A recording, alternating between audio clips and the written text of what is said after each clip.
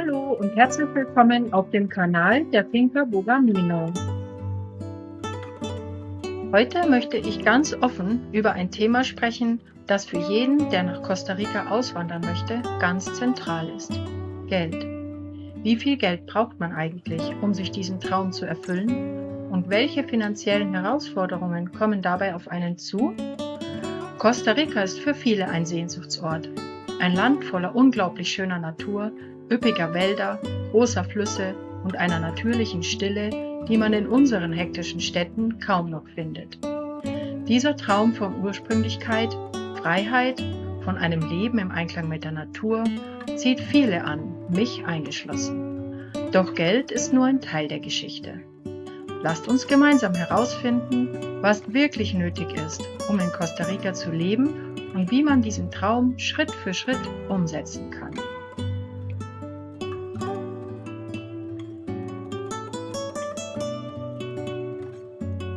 Übrigens, ich arbeite gerade an meinem Costa Rica-Kompass. Ein Dankeschön für meine Abonnenten. Darin teile ich alle Tipps und Erfahrungen, die ich mir vor dem Auswandern gewünscht hätte. Abonniert meinen Kanal und ihr erfahrt als Erste davon.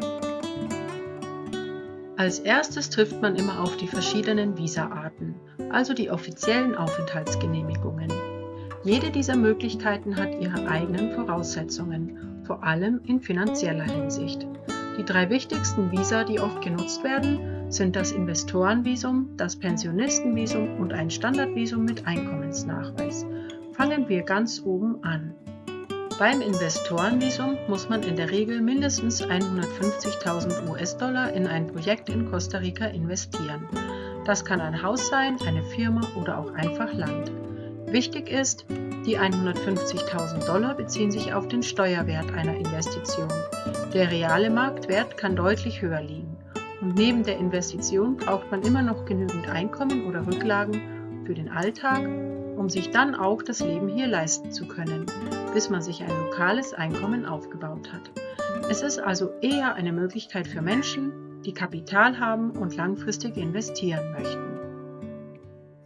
Das Pensionistenvisum ist für Menschen gedacht, die eine monatliche Rente von mindestens 1.000 US-Dollar lebenslang nachweisen können. Das reicht oft aus, wenn man in einer ruhigen ländlichen Gegend leben möchte und bereit ist, einfacher zu leben. In den Städten oder beliebten Touristenregionen hingegen sind 1.000 Dollar im Monat oft zu knapp, um wirklich gut zurechtzukommen. Wenn man davon auch noch Miete zahlen muss, kann es zu wenig sein. Ein weiteres Visum, Rentista genannt, verlangt den Nachweis eines monatlichen Einkommens von mindestens 2.500 US-Dollar für mindestens 2 Jahre oder eine Einlage von 60.000 US-Dollar auf einem kostarikanischen Konto, von dem man sich dann monatlich die 2.500 Dollar auszahlen lässt. Diese Beträge gelten pro Person, das heißt, für ein Paar kann das schnell ziemlich viel werden. Außerdem kann es sein, dass das Verfahren länger dauert und man diesen Nachweis ein zweites Mal erbringen muss. Abgesehen von diesen 3 Hauptvisa gibt es noch die Möglichkeiten, durch Heirat mit einem Einheimischen oder durch die Geburt eines Kindes in Costa Rica an die Aufenthaltsgenehmigung zu kommen. Da dies beides eher schlecht planbar ist, gehe ich nicht näher darauf ein. Wer sich nun aber gar keines der genannten Visa leisten kann, der hat noch einen weiteren Ausweg: als Dauertourist im Lande leben. Dafür muss man etwa alle 180 Tage aus Costa Rica ausreisen, neu einreisen und bekommt neu das Touristenvisum wieder für 180 Tage. Diese Methode nennt sich Border Run und wird seit Jahrzehnten von sehr vielen Menschen benutzt, die hier in Costa Rica ihren Lebensmittelpunkt aufgebaut haben. Die notwendigen finanziellen Mittel muss man aber in diesem Fall natürlich auch einplanen. Außerdem hat man als Tourist keine Arbeitsgenehmigung, darf sich also nicht anstellen lassen. Käufe, Verkäufe von Autos, Immobilien oder anderen Produkten oder auch andere Selbstständigkeiten sind jedoch erlaubt. Das ist die offizielle Seite der Sache. Die Zahlen, die Vorgaben. Aber diese Zahlen sind nicht alles, was man wissen muss, denn Costa Rica ist teurer, als viele denken.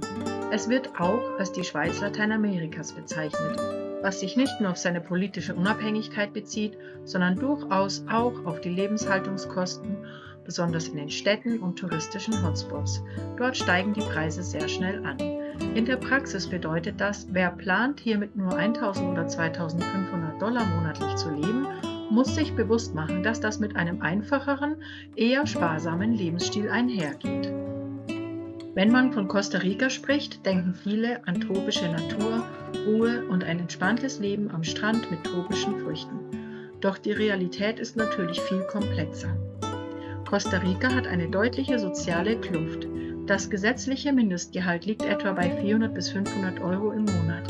Das durchschnittliche Einkommen bewegt sich in vielen Regionen zwischen 600 und 1000 Euro. Viele Menschen, besonders auf dem Land, leben mit sehr wenig.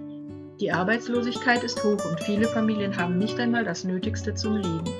Es gibt kein staatliches Netz, das die Ärmsten auffängt wie in Deutschland oder einen Mindeststandard garantiert. Dazu stehen im krassen Gegensatz die Kosten für viele Dinge.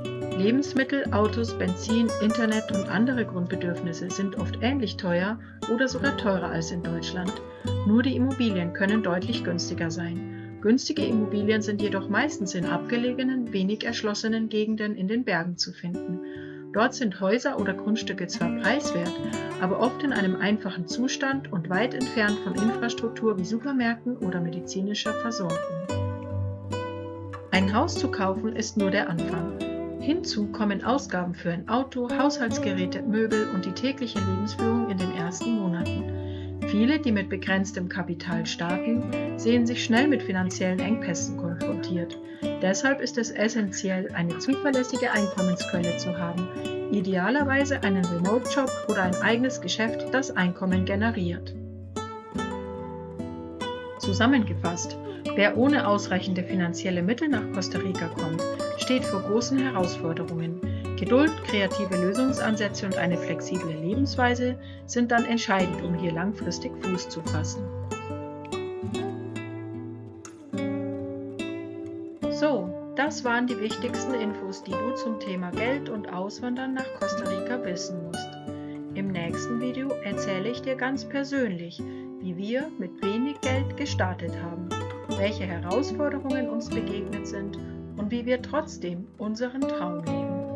Hol dir auch meinen Costa Rica-Kompass, voller Tipps und Erfahrungen, die ich mir damals vor dem Auswandern gewünscht hätte. Abonniere meinen Kanal, um sofort zu erfahren, wenn er fertig ist. Die Reise geht im nächsten Video weiter. Komm mit auf unsere Finca Bogamino.